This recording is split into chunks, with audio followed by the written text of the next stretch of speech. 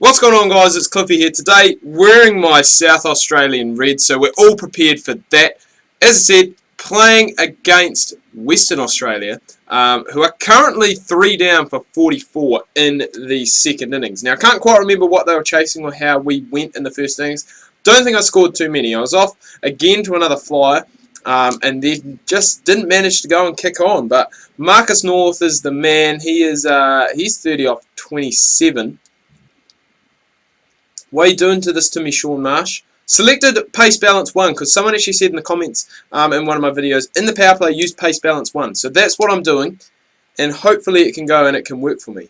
But with that, you kind of need to bowl leg stump, or bowl there, because if you don't, basically all they got to do is just loft you up over the offside, and yeah, that's all they really need to do, because your cover is on the leg side. I think you've got a fine leg, and I think you've got a deep mid wicket, I think, as well. Possibly. I could be wrong.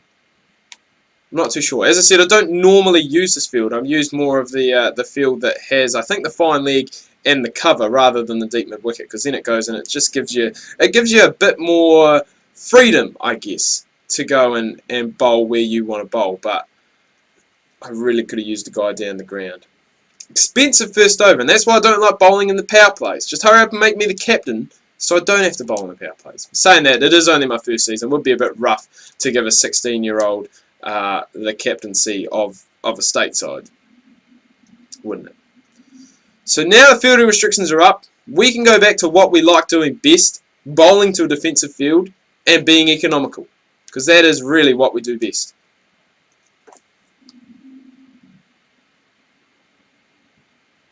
I don't even know. I thought that was going to go for a boundary. And that's why I was just speechless, because of just the way that Sean Marsh hit that ball. I should be smashing these guys. 2 left-handers. I love bowling to left-handers. Getting that in-swing going.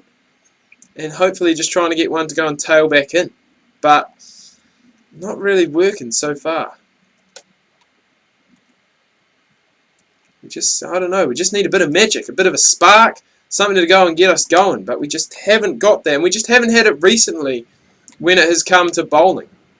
I don't know, I've just been struggling with the ball, struggling to go and just get things going, pick up wickets. It's just not really happening for me. I love talking myself up like that. Beautiful, caught and bowled.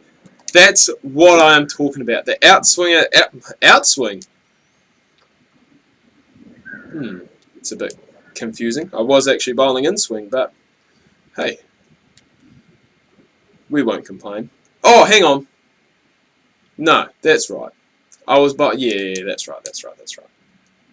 Just confused myself. I remember that if you bowl in swing to a left-hander, technically you bowl out swing to a right-hander. So in this game, if you're bowling in swing to a left-hander, you're going to get the outswing skill, if that makes sense. It probably doesn't, because it didn't make much sense to me. Ooh. Edgy Mitchell Marsh. Could you not have gone and edged that one onto your stumps for me? Right, we're going to have to change the field now that we've got the freedom. We've got the freedom to go and use that more defensive field. And hopefully it's going to work in our favour, because it did with Sean Marsh. We picked up that wicket, and that could be a very crucial wicket, because they are chasing a pretty good score here. As you can see, still needing 5.5 and over. The key, I guess the key figure round that scorecard area is the 4 wickets they are down already. Don't get me wrong, Western Australia in this game do have a very good batting lineup. Ashton Agar at 8, Kuntanao at 9, Behrendorff at 10. Now keep in mind that when it comes to T20, I know it is a different game from one day cricket, but Ashton Agar for the Perth Scorchers in this game bats at 6, Kuntanao bats at 7, Behrendorff bats at 8. So basically those positions that they are batting in T20 shift up 2. So they are good enough. And they can go and get it done. They can go and deliver with the bat. They can win a game with the bat. But as I said, if we can go and pick up wickets, they can win a game towards the end of the innings. But if they're having to be in power play again, really? Oh, and I can't even use my field that I want. That's going to have to do. That is going to have to do. But if they're having to bat for, you know, 30 odd, well, not 30 odd overs because we are almost at the 20 over stage, but they're going to have to bat for 20 overs, 15 overs to go and try and win a game, I don't think they can do it. I think they're just those players who are, they're there and they can win you a game with their brute force, their brute power, but come crunch time when they have to hang around, I don't think they can do it. And I think that could potentially play into our hands. Why are we using...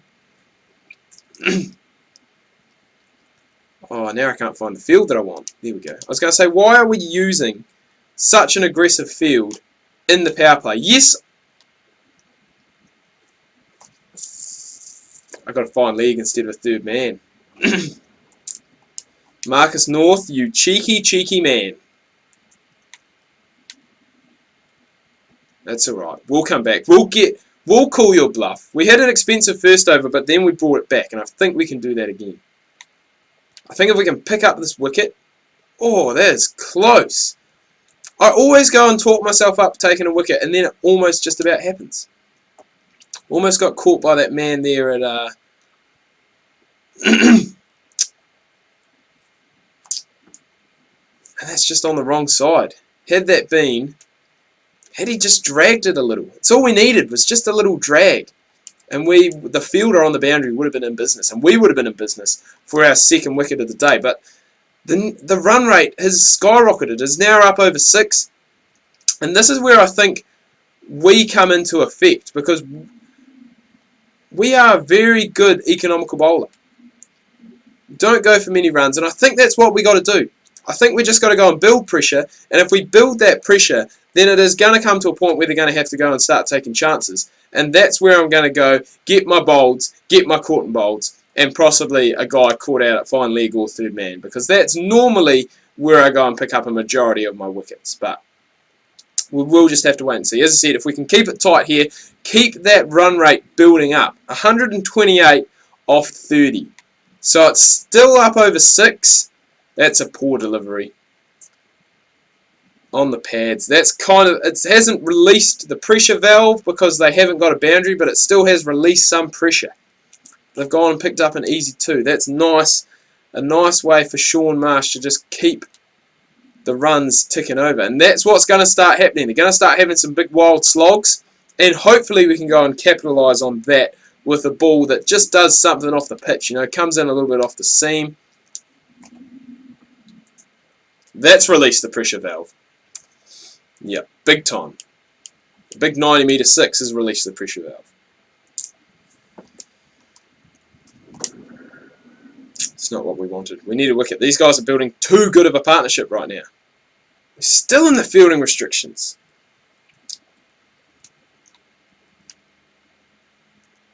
God damn it. We need these fielding restrictions to finish so I can get my field, the field that I like, back.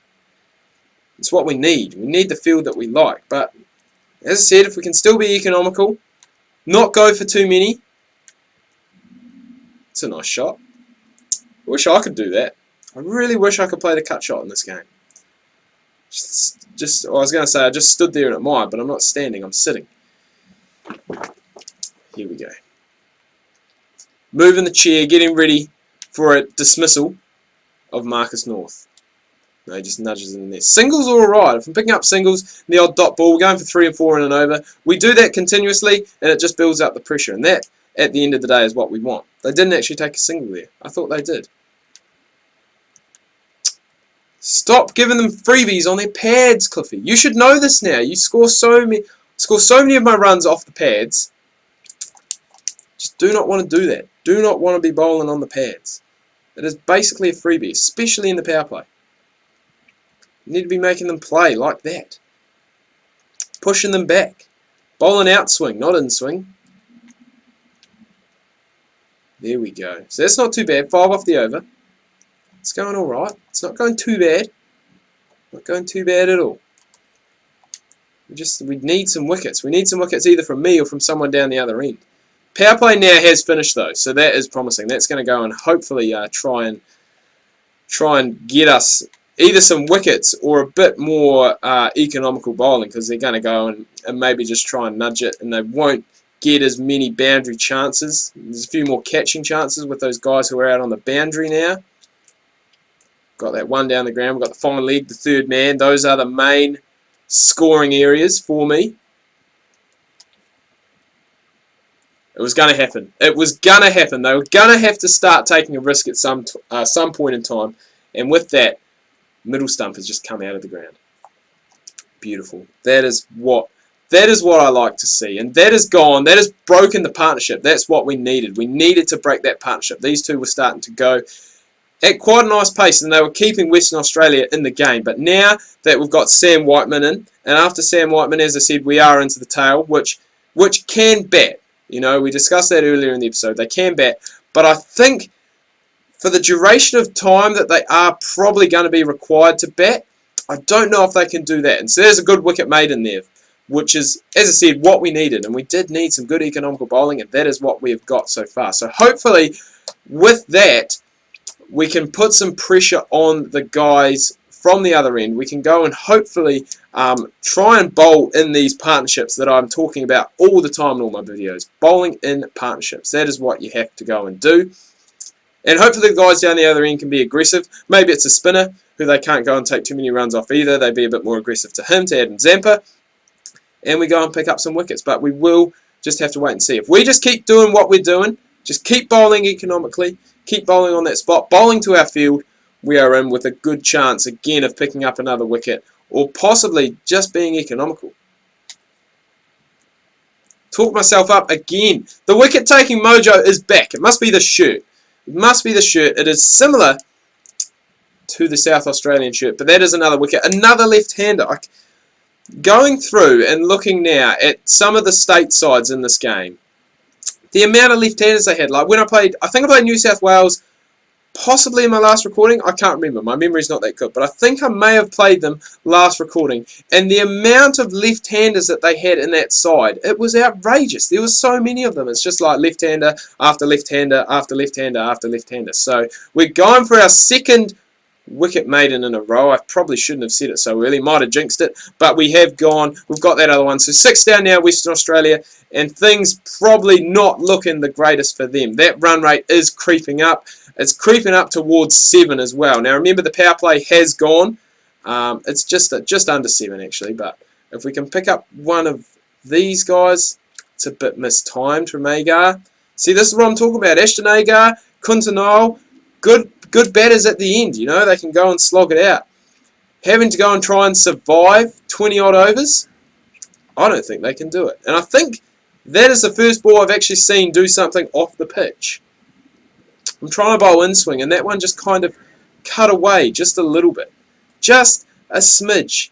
And at the end of the day, that's all you need. Just a smidge of swing. Someone was saying in the comments the other day that when it comes to swing bowling, that you need to bowl with heaps of swing. And I totally disagree with that. I think it's the same with spin. I think sometimes having that huge amount of swing, it is good. Don't get me wrong. Do not get me wrong. Having a huge amount of swing, having late swing is great.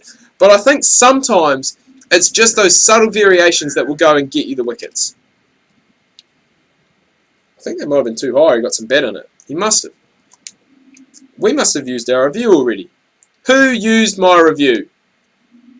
That's my review to use. So there's another maiden. That is 3 maidens on the trot. But as I was saying, back to my discussion about swing. Sometimes I think it's just those subtle variations. Just that little bit of swing. Just that little tiny bit of swing. That tiny little bit of seam. Change in pace. That really is, I think, all that you need. I don't think you need to be a successful bowler. I don't think you need huge amounts of swing or huge amounts of spin. It is just those subtle variations, just those little variations that can go and make all the difference. We are really cramping these guys down. I bowled 3 maidens on the trot. They just cannot score, and that run rate is just continuing to go up. They're going to start playing silly shots like that. I haven't actually seen in this game, I don't know if any of you guys have, but I haven't seen someone chop it on trying to play a cut shot. Has anybody seen that? Let me know in the comments down below if you have either played on from a cut shot in this game or you've been bowling and someone has hit it, well, attempted to hit a cut shot. It's come off the bottom edge and gone cannoning into the stumps. But Ashton Agar just ended our spell of maidens, but to be honest, if they're only going to get 1 run off the over, I'm not really too concerned that I didn't get a maiden. I've still only gone for 1. As I said, that run rate is just climbing. It is continuing to climb. We've actually bowled our 10 overs. So our 10 overs are bowled out. 10 overs, 3 maidens, 32 for 3. That is impressive. I think we're going to wrap up a pretty easy victory here for South Australia. Didn't really do too much with the bat, but really backed it up with the ball. Michael Klinger, 60. Okay. Personally, I would have given it to Joe Meany for his 3 for 25 because that's really gone and kept them in. But maybe Michael Klinger's knock was a very important knock, or even Behrendorff, even though he lost 466. But a win for South Australia by 94 runs, so that is a big win, people, and that's what we need when it comes to net run rate. Anyway, guys, do hope you've enjoyed this video. If you have, please remember to leave a like. If you are new, please do subscribe. Just looking at my list, seeing what is coming your guys' way tomorrow. You do have some batting career one-day game. Recorded that already, and it does go pretty well, so make sure you tune into that. Remember, if you are new, hit that subscribe button. My voice is just about gone. Thumbs up the video, and we'll see you tomorrow.